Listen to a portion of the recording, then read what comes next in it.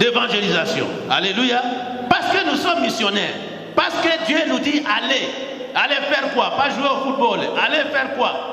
Faire de toutes les nations. Donc allez propager la bonne nouvelle. Et ne peut propager que celui qui a reçu. On ne peut donner que ce qu'on a. Alléluia. Amen. Alors nous sommes missionnaires pour aller. Et nous disons que quand nous allons prêcher, nous allons, couramment nous disons, nous allons dépeupler les royaumes du diable. Pour peupler les royaumes de Dieu. C'est bien de dire ça. Mais avec quelle arme? Avec quelle force? Vous croyez que le diable laissera les gens de son royaume? Il les laissera partir? Non. Jamais il peut accepter. Parce que lui aussi il a une organisation. Alléluia. Amen.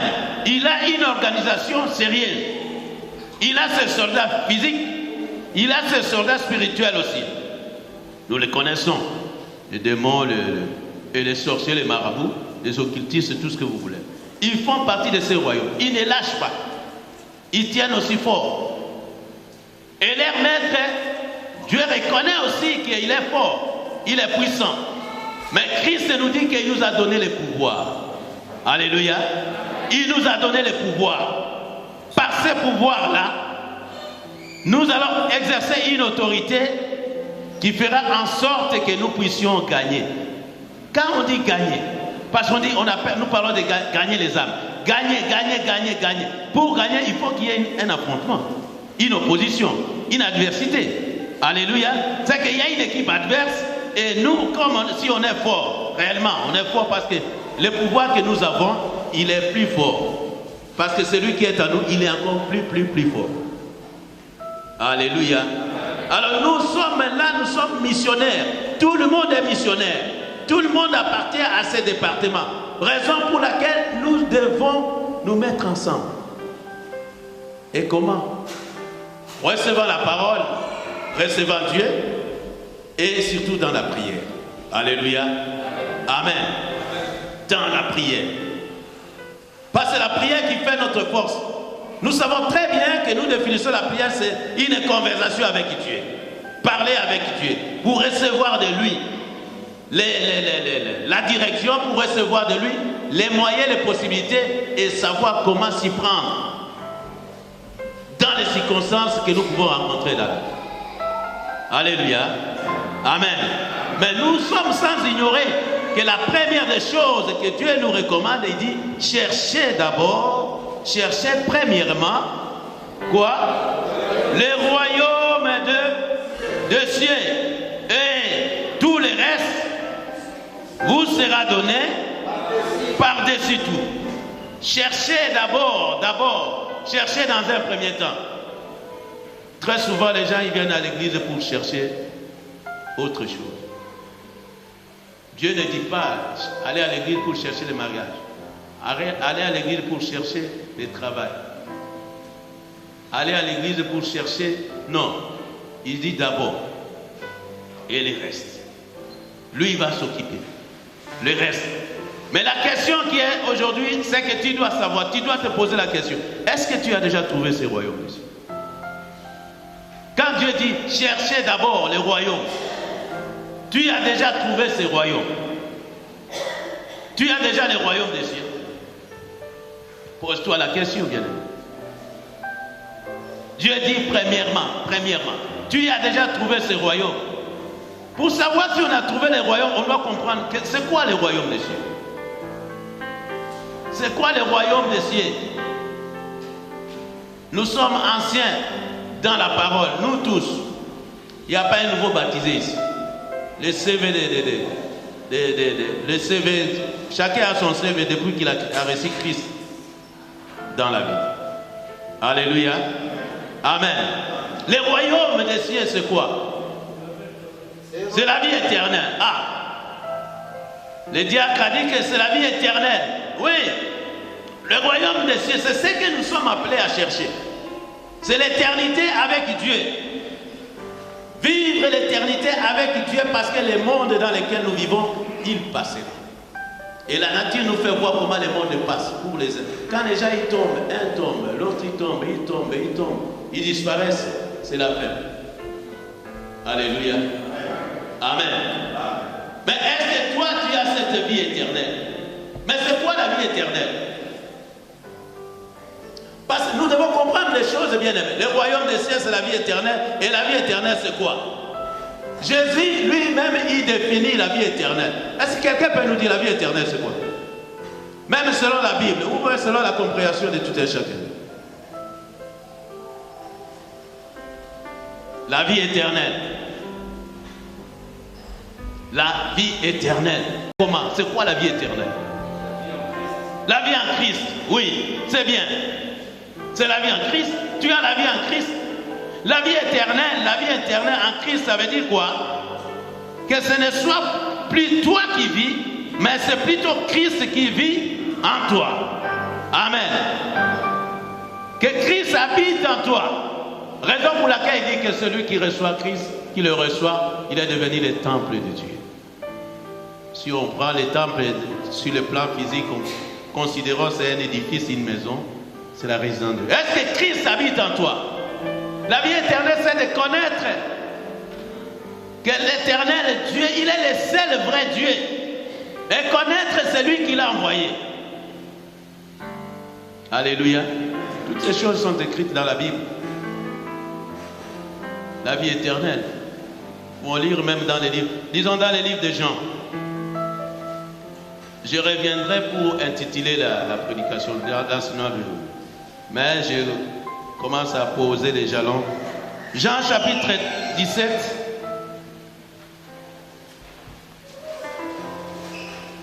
Jean 17, verset 3. C'est qui a trouvé? Quelqu'un a trouvé, on y va vite. La Bible dit ceci, que Dieu a tant aimé le monde qu'il a donné son Fils unique. C'est lui qu'il avait de précieux, de valeur, l'unique Fils. Et il a envoyé Christ. Et tu dois reconnaître maintenant que Christ est venu. Il est mort, il est ressuscité. Nous savons la passion du Christ, comment il a souffert à la croix. Ça sera, on peut y entrer en détail, mais nous savons comment les choses se sont passées à la croix. Tu dois reconnaître que si c'est un film, si c'est une réalisation, si c'est un acte qui a été posé, cet acte a été posé pour toi. Alléluia. C'est cette reconnaissance-là. Ne regarde pas les autres. Oui, il est mort pour tous, pour nous tous. Mais toi, tu dois reconnaître que réellement, la peine que cet homme-là qui est venu du ciel a subi sur la croix, lui qui n'a pas connu le péché, lui qui n'a pas fait le péché, mais il a été humilié, crucifié, bastonné. On a craché sur lui. On a dit tout ce qu'on pouvait dire. Rien que pour toi. Si tu as cette reconnaissance-là, que Christ est mort pour toi, là Dieu t'a dit, c'est comme si on disait à l'Ingala, on niat. Alléluia. Dieu agrée cela, oui. Il a la reconnaissance. Il reconnaît que moi je suis le vrai Dieu, parce qu'il n'y a pas un autre qui peut envoyer Christ. Alléluia. Christ, il appelle Dieu le Père. Il a envoyé son Fils unique pour mourir sur la croix à cause de toi. Alléluia. Amen. Christ est mort pour toi. Il est allé à la croix pour toi. Il est ressuscité. Nous savons qu'il est vivant. Et nous l'attendons parce qu'il vient bientôt. Alléluia. Il vient bientôt. Toi qui reconnais que Christ est mort, tu dois te préparer à sa rencontre, à son retour. Où ce sera de belles paroles. Comment tu te prépares maintenant à rencontrer ce Christ? Comment tu te rencontres, tu te prépares maintenant à le recevoir parce qu'il vient bientôt? Nous revenons. C'est cela. La Bible dit dans les livres d'Éphésiens chapitre 5 verset 14, réveille-toi.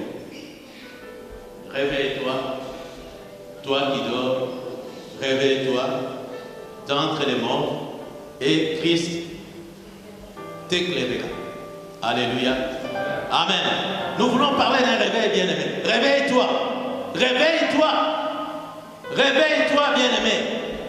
On ne peut réveiller que celui qui dort. Alléluia. Est-ce que tu réalises que tu es en train de dormir? Parce que la Bible ne ment pas.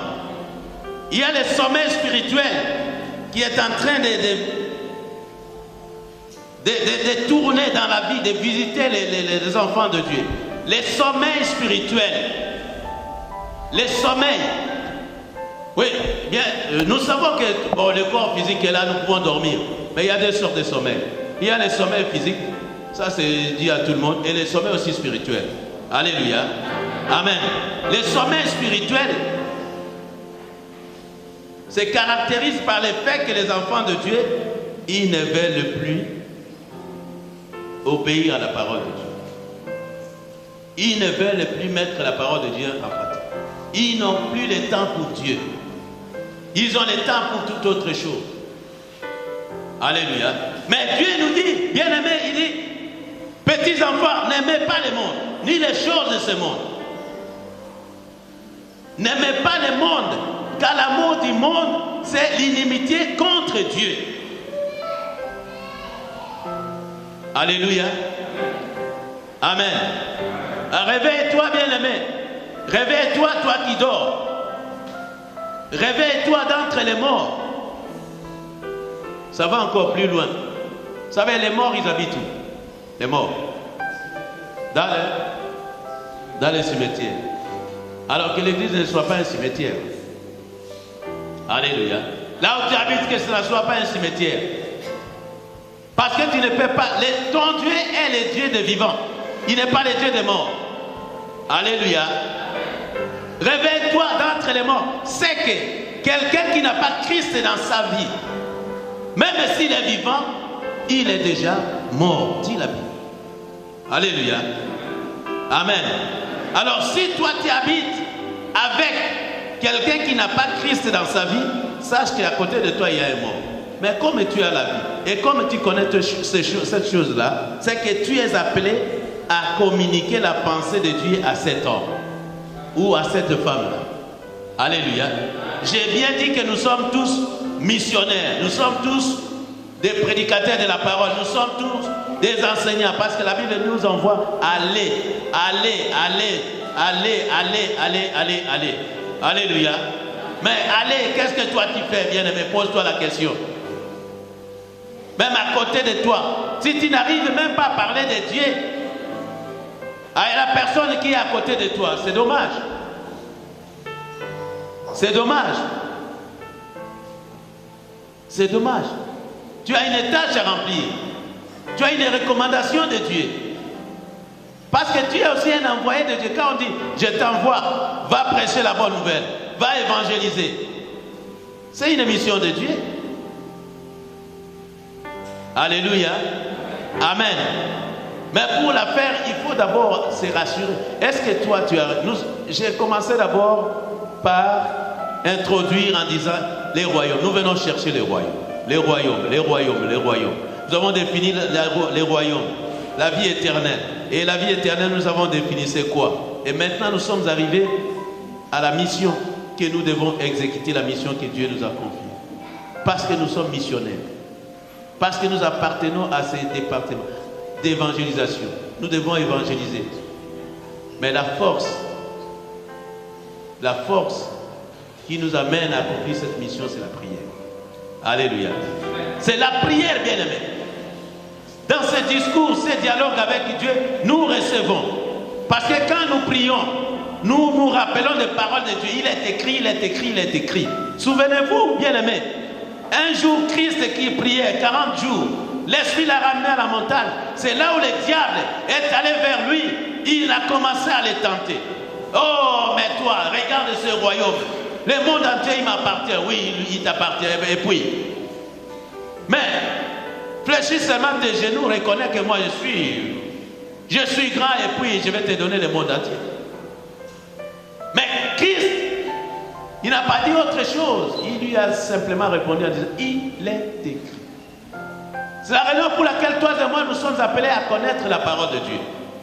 Si nous connaissons que Dieu, il est le seul vrai, nous devons le connaître au travers de sa parole.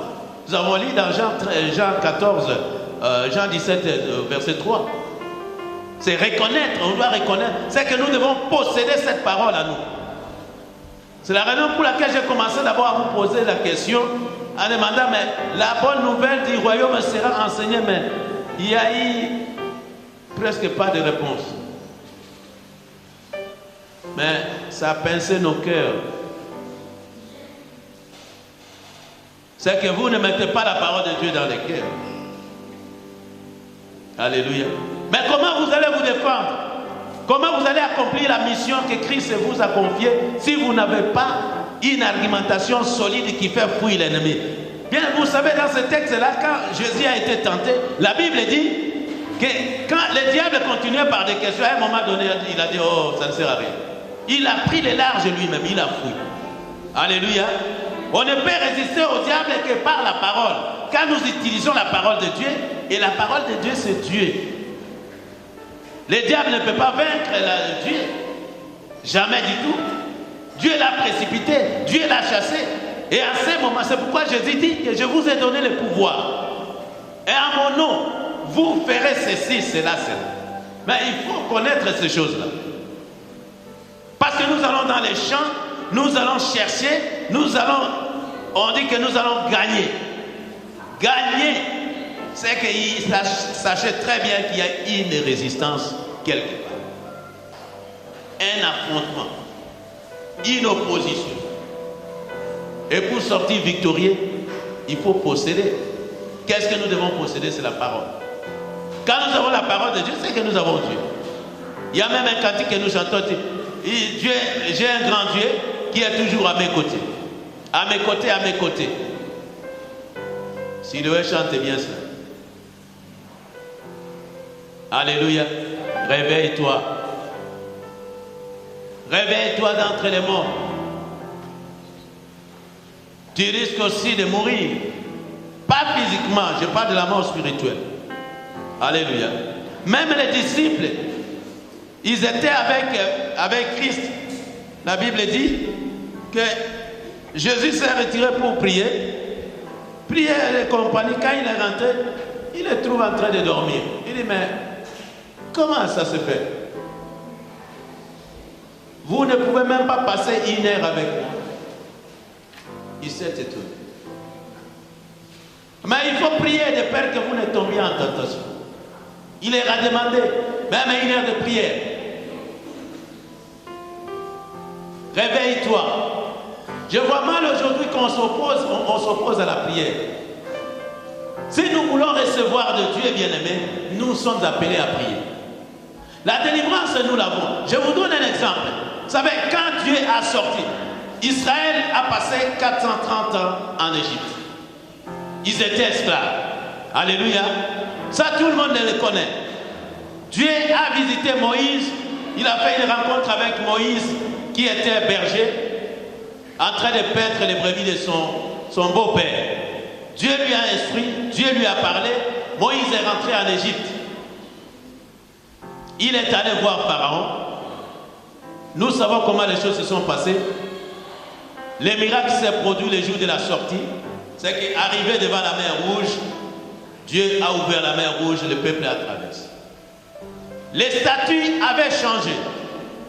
Ils n'étaient plus esclaves, ils étaient devenus un peuple libre. Mais en direction d'où? Où est-ce qu'ils devaient aller? Oui? À Canaan. Ça, c'était la destination. Parce que Dieu d'abord avait parlé à Abraham. Il a dit à Abraham, ta descendance.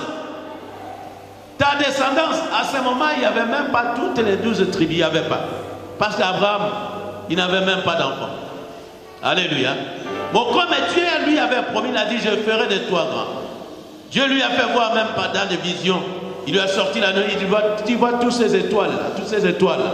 C'est comme ça, sera ta progéniture. Tu vois les grains de sable, là, au bord de la mer. C'est comme ça. Donc des nations naîtront en toi. Mais ta descendance ira en esclavage. Là, la Bible parle de 400 ans. Il ira en esclavage. Abraham n'a pas vécu ces choses, il ne les a pas vues. Alléluia.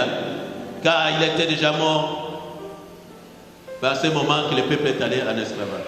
Nous connaissons l'histoire, comment Joseph a été vendu par ses frères, il est arrivé. Mais alors, Dieu les a libérés de l'Égypte. Moïse, la mission étant terminée dans le désert, la relève a été faite par Josué. Alléluia. Il a continué le chemin avec le peuple d'Israël. Il devait entrer dans la terre promise. Ça, nous le savons. Le miracle s'est produit parce que Jéricho qui était barricadé, où personne ne pouvait entrer, ni personne ne pouvait sortir. Dieu a fait un miracle. Il a montré qu'il était Dieu, puissant. La muraille s'est écroulée, mais Israël est entré. Mais il y a eu des choses, bien aimés. Le pays de la promesse, c'est le pays où coulent les laits et les miels. Alléluia. Ça, toi et moi, nous le savons. C'est devenu comme une histoire que nous racontons souvent. Mais ce sont des réalités bibliques. Alors, quand ils sont entrés dans ce pays de la promesse, la Bible dit qu'il a fallu qu'il y ait une guerre dedans. Si nous lisons dans Josué 12, vous allez lire même à la maison, vous verrez comment il y a eu la guerre là. Parce que ce pays était habité. Mais c'est la promesse de Dieu. Il y avait la promesse de Dieu. Ils devaient combattre. Dieu leur a promis. Est-ce que Dieu est incapable de chasser tout ce peuple-là au lieu qu'Israël commence à faire la guerre? Donc, c'est pour dire qu'il y a la part de Dieu et il y a aussi la part des hommes. Alléluia. Si nous disons aujourd'hui que Christ est sur la croix, il a dit que tout est accompli, attention bien aimé, il ne faut pas fermer les portes. Alléluia. Oui, tout est accompli. Oui, si tout est accompli, est-ce que tu reçois tout? Tu dois combattre. Alléluia. Parce qu'il y a des choses, tout est accompli parce que tu es devenu maintenant enfant de Dieu. Marche maintenant en tant qu'enfant de Dieu. Pourquoi Dieu va nous recommander de prier? La Bible dit même prier sans cesse. Alléluia. La Bible nous dit que nous ne luttons même pas contre la chair et le sang, mais contre les principautés, les dominations, les autorités, les esprits méchants dans les lieux célestes. C'est qu'il y a un combat. Alléluia. Pour recevoir, il faut combattre. Mais nous combattons dans la victoire parce que c'est lui qui est à nous, c'est lui qui veille sur nous, c'est lui qui nous envoie sur ce champ de bataille. Il sait que nous allons vaincre. Alléluia. Sinon, nous n'allons rien recevoir. Je vois mal que nous puissions nous opposer même à la prière. Alléluia. Comment on peut dire non, nous n'allons pas vivre dire que moi, Christ a tout fait, si la croix, tout est fini, et les son poison les bras. Oui, bien aimé. On ne recevra rien. Rien du tout. Alléluia. C'est quand nous allons nous investir dans la prière. Parce que la Bible, si ça ne marche pas, nous attendons ça ne marche pas, Dieu nous communique même, il dit, alors maintenant, si ça ne va pas, invoque-moi, je te répondrai. C'est Jérémie 33. Tout le monde le connaît cela. Alléluia. Invoque-moi. Pourquoi Dieu dit cela? C'est quand tu vas rencontrer une résistance, les choses ne tournent pas comme tu le sais, comme Dieu a prévu. D'ailleurs, si nous revenons même dans ce livre de Jérémie 30, 29, je crois 11, si je ne me trompe pas, où la Bible dit, Dieu dit qu'il a un plan. Il a un plan pour tout un chacun de nous. Alléluia. Tel que tu es là, tel que moi je suis là, Dieu avait fait même des plans, des projets pour nous, avant que nous ne soyons nés. Alléluia. Amen. Oh, c'est comme si vous n'avez pas d'amour. Vous commencez même à douter de ces dieux-là. Vous ne les connaissez pas alors. Nous avons dit, c'est connaître qu'il est le vrai Dieu. Et notre vrai Dieu, il ne ment pas, il ne se trompe pas. Alléluia.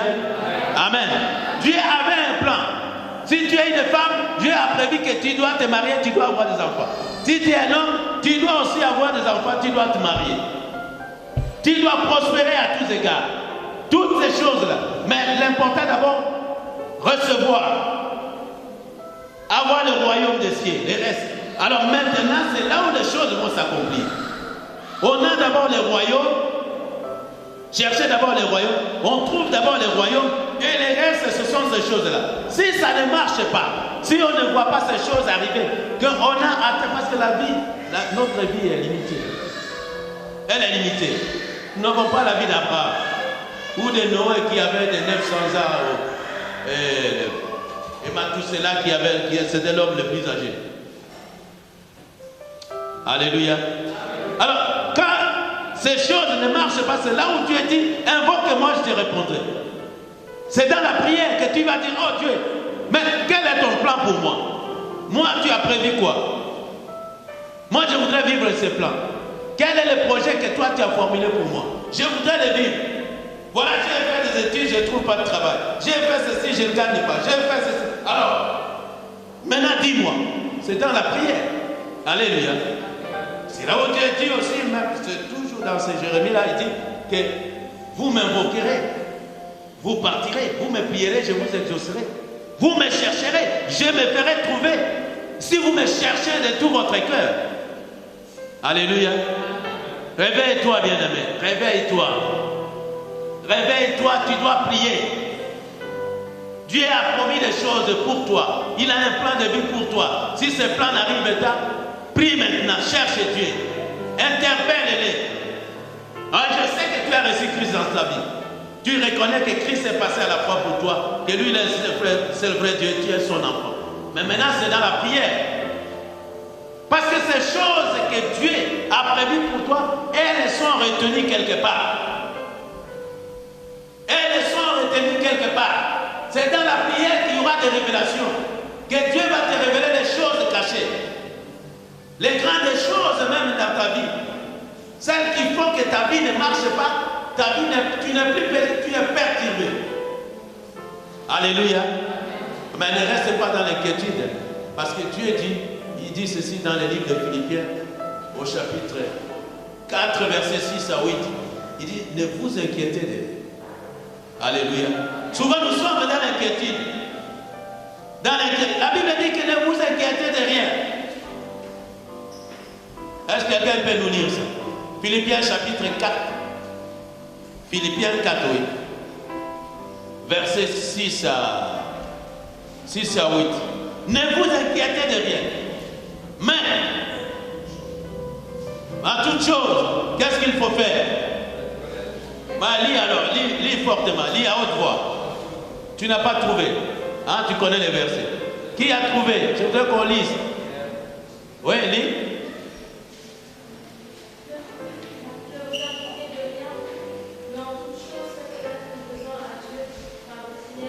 Ah, voilà. La Bible dit ceci. Je reprends plus fort pour que tout le monde écoute. La Bible dit ceci, Philippiens 4. La Bible dit ceci. Ne vous inquiétez de rien. Mais en toute chose, faites connaître vos besoins à Dieu par des prières et des supplications, avec des actions de grâce, et la paix de Dieu qui surpasse toute intelligence gardera vos cœurs et vos pensées en Jésus-Christ. Alléluia. Alors si toi tu dis tout est accompli, je ne vais pas prier. Ah, bien-aimé. Ouais, tout est accompli, oui. Tout est accompli, tu es enfant de Dieu. D'abord c'est ça.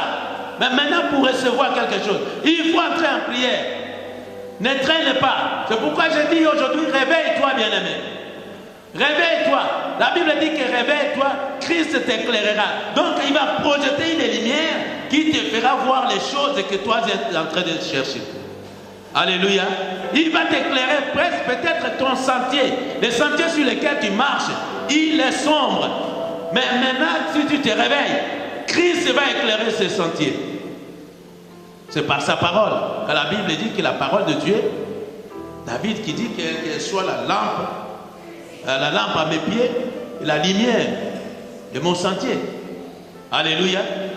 Amen. Mais si tu n'as pas cette parole-là, le temps il passe, bien aimé. Le temps passe. Oh, même la Bible dit que rachetons le temps. Parce que les jours sont aussi mauvais. Les jours deviennent désagréables. Quand ça ne va pas, si ça ne va pas un jour, dit ça ne va pas. Ça ne va pas. Pourquoi ça ne va pas? C'est qu'il y a quelque chose que tu n'es pas d'accord avec. Alléluia. Et quand tu n'es pas d'accord avec, tu dois interpeller qui? Toi et moi, enfants de Dieu, nous devons interpeller Dieu. Invoque-moi. Ça ne va pas. Invoque. Et il dit, il ne va pas se taire. Parce qu'il n'est pas muet. Mais il dit, je te répondrai.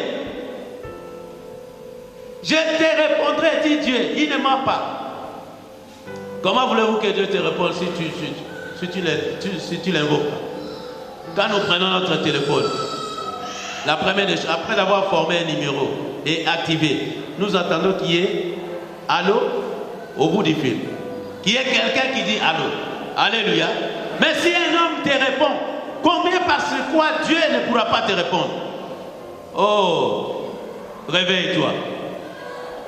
Réveille-toi, c'est toi-même qui endurcis les choses, qui font que ça ne tourne. C'est toi-même qui fait que ça ne tourne pas. Alléluia. Réveille-toi. Dis à ton voisin, réveille-toi. Réveille-toi, réveille-toi. Tu dors.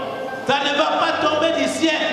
Même la manne pour qu'elle tombe du ciel, il a fallu qu'Israël parle. Alléluia. Ah, nous sommes fatigués, nous souffrons, nous devons manger, il n'y a plus rien. Dieu a dit, ah bon, ils ont parlé, mais prier c'est parler avec Dieu. Dieu a envoyé la manne. À un moment donné, ils en avaient aussi marre. Alléluia. Dieu écoute, mais Dieu ne veut pas que tu t'inquiètes. Si tu t'inquiètes, c'est comme si tu ne le reconnais pas.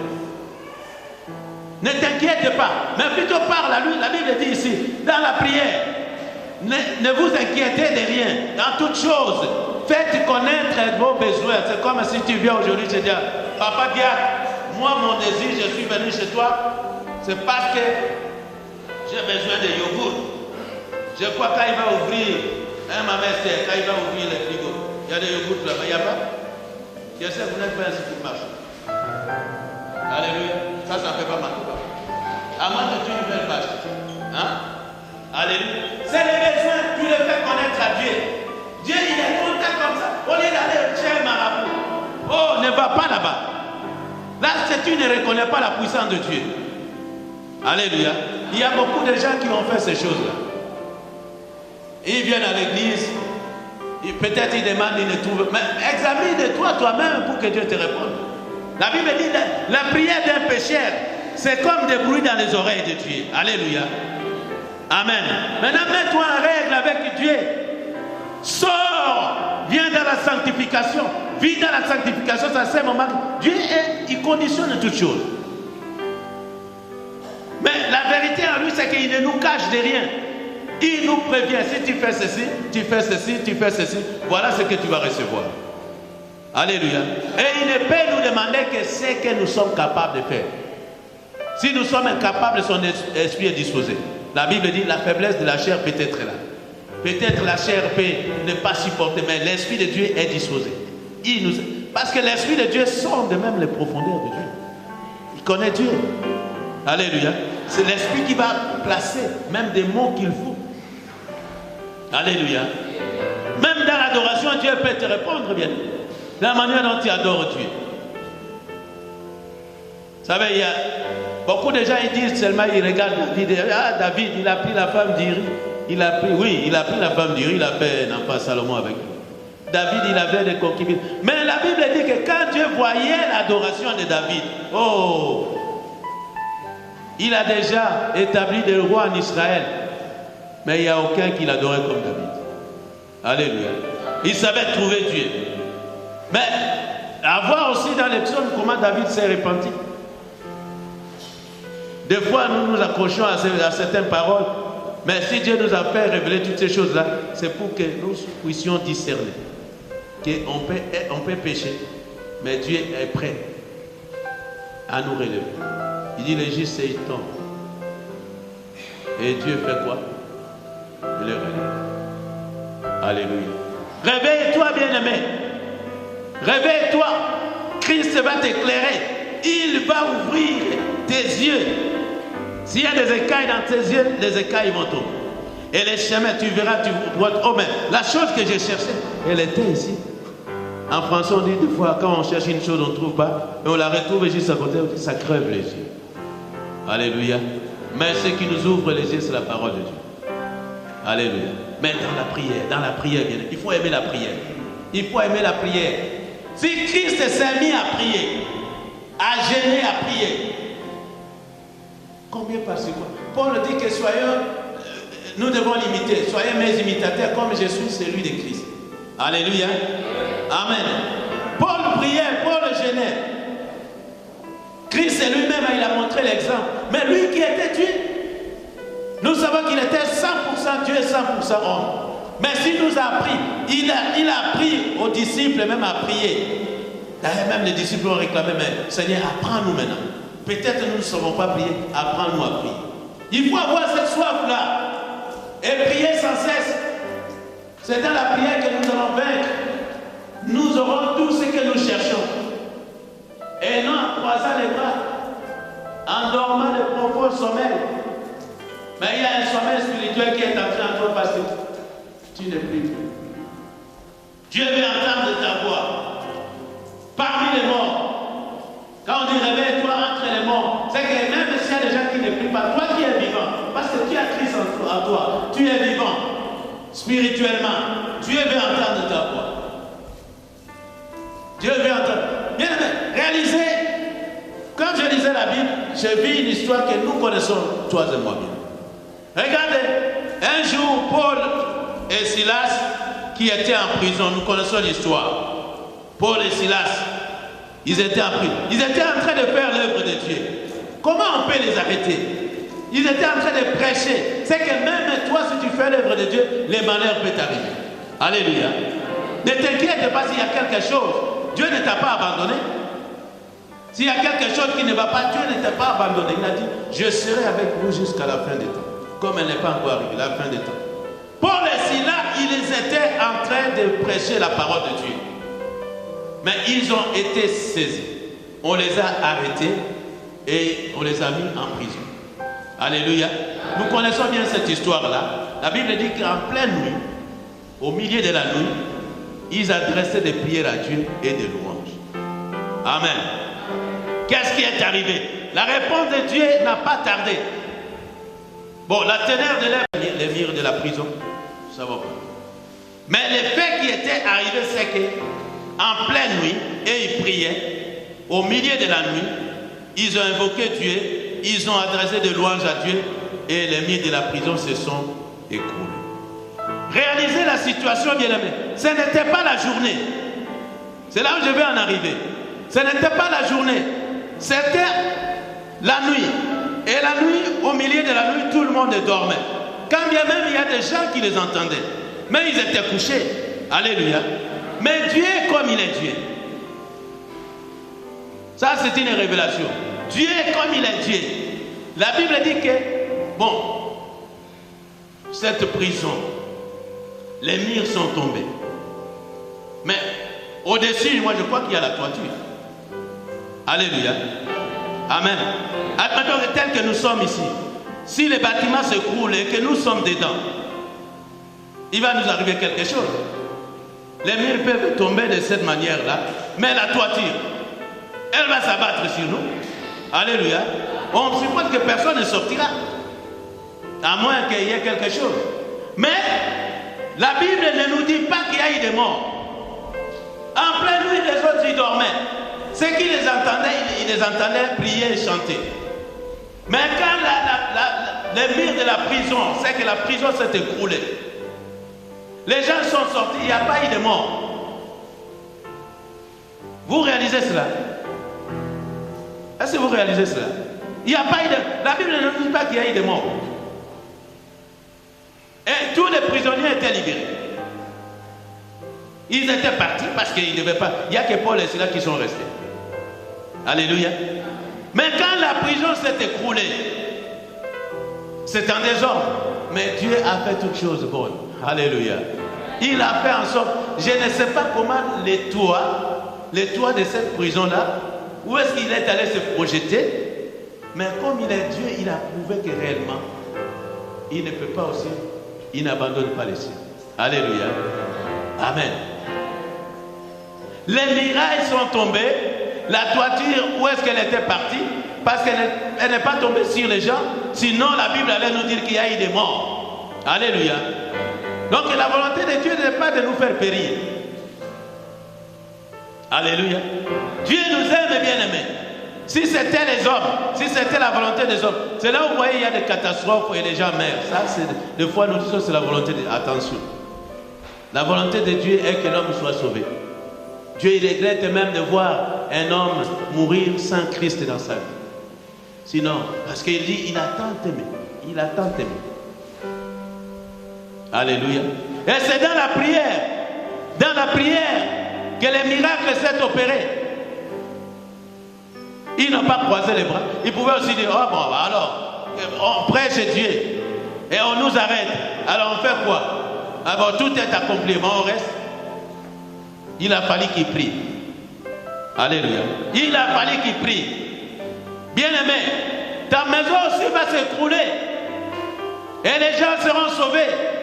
Mais si tu te réveilles, réveille-toi dans la prière. Bien-aimé, c'est toi qui as reçu Christ. Tu es le Moïse même de la famille. Alléluia. Tu es le Moïse de la famille. Si tu ne pries pas pour ta famille, tu crois qui va prier encore? Les salis est venu. Ben, ce jour-là, même les geôliers qui voulaient se donner la mort, Paul et Silas lui a dit non, ça ne sert à rien. Toi, crois seulement, tu seras sauvé. Toi et ta maison. Toi et ta famille. Alléluia. La prière. N'attendez pas les bras croisés. Il faut prier. Parler avec Dieu. Qu'est-ce qu'il y a de difficile? Qu'est-ce qu'il y a de difficile? Christ lui-même a donné l'exemple. Alléluia. Comment allons-nous gagner Genève si nous ne prions pas? Parce que nous avons une mission ici. Comment allons-nous gagner Genève si nous ne prions pas? La prière. Nous devons aimer la prière. D'ailleurs, dans un langage purement spirituel, nous disons, je n'ai jamais vu ces versets dans la Bible, mais la prière c'est la respiration spirituelle. Mais nous le disons souvent, par interprétation. Alléluia. Et il faut aimer la prière, bien-aimé. Il faut aimer la prière. C'est que aimer parler avec Dieu tout le temps. Et interroger Dieu, interpeller Dieu. Il est là pour t'écouter. Il veut que toi tu pries. Et il te dit de prier sans cesse. Mais tu dois te réveiller. Parce que c'est toi qui es entré dans le sommeil. Et dans le sommeil, réalisez que quand on dort, on ne sait pas ce qui se passe. On ne sait pas. Mais quand on est réveillé, quand on veille, c'est à ce moment que, à tel il s'est passé, j'ai vu cela, j'ai entendu cela. Mais quand on est abattu par le sommeil, et ce sommeil va nous entraîner, nous allons perdre, le temps il va passer. Vous savez, le temps est précieux. Voir l'importance du temps. Le temps est précieux. Pourquoi le temps est précieux? Le temps est précieux pour Dieu. Dieu s'est approprié le temps. Il dit, je suis le maître du temps. Alléluia. Il prend la responsabilité. Il dit, le temps c'est à moi. Le temps. Il dit, moi-même je suis le maître du temps. Je ne peux pas confier le temps à une autre personne. Il est le maître du temps. Et les circonstances, il est aussi le maître. Et comme il est le maître des circonstances, c'est que quand des circonstances, même douloureuses ou malheureuses arrivent, Dieu sait, parce que la Bible dit, tout concourt au bien de ceux qui aiment Dieu. Si tu aimes Dieu, il y a une chose, une circonstance que tu n'aimes pas qui arrive, glorifie seulement Dieu. Et tu es le maître des circonstances. Ce qui m'est arrivé, et toi tu as dit que tout concourt au bien de ceux qui aiment. Même c'est douloureux, mais ça va concourir à mon bien. Dieu sait ce qui va arriver là. Alléluia. Dieu sait ce qui va arriver. Pourquoi c'est arrivé? Ne les condamne pas, mais plutôt bénis-les. Seigneur, je te bénis parce que je suis devant cette circonstance. Mais comme tu es le maître, je sais que le retournement de la situation sera en ma faveur. Le retournement de la situation sera en ma faveur. Et si vraiment tu acceptes. Alléluia. Ça, c'est quelqu'un qui est réveillé, qui a les yeux ouverts, qui est éclairé par Jésus, par la parole, qui reconnaît ces choses-là. Et il verra cela s'accomplir. Alléluia. Amen. C'est quelqu'un qui marche avec Dieu, qui reçoit des révélations de Dieu. C'est lui à qui Dieu parle tout le temps. Réveille-toi, bien-aimé. Réveille-toi. Moi, je crois qu'au début de l'année, nous avons dit que nous devons prendre un nouveau départ. Parce que nous devons amener la bonne nouvelle jusqu'aux extrémités. Mais commençons d'abord par les extrémités de la vie de Genève. Alors un nouveau départ. Un nouveau départ par rapport à nous-mêmes. Par rapport à notre relation avec Dieu. Et la relation dans la communauté. Où il doit régner l'amour du prochain. Pourquoi on se combat des fois? À quoi bon? On perd le temps. Mais ce temps est à Dieu, bien-aimé. N'excellons pas dans les mauvaises choses. N'excellons pas dans les mauvaises choses. Mais plutôt excellons dans la connaissance de la parole de Dieu. Dans notre relation avec Dieu. La manière dont nous mettons en pratique la parole de Dieu. Et nous verrons que les choses vont aller. Ça va couler comme l'eau qui coule de l'eau. Alléluia. Réveille-toi. Réveille-toi.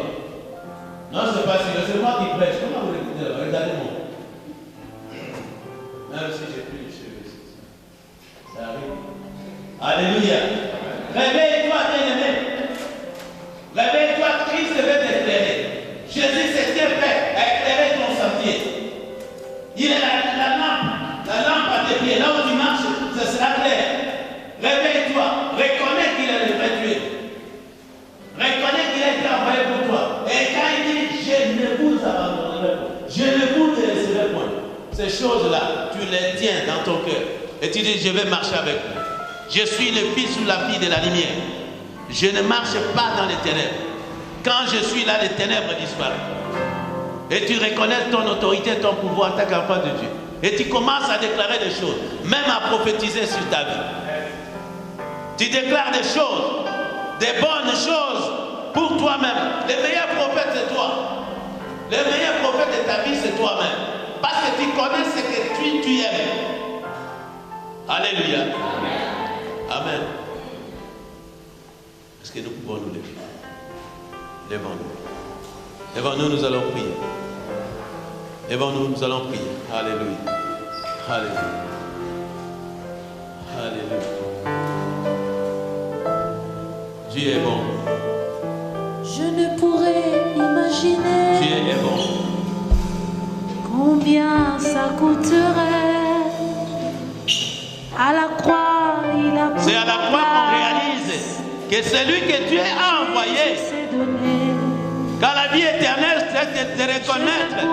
Nous devons reconnaître que Dieu, combien ça coûterait. il est le vrai Dieu.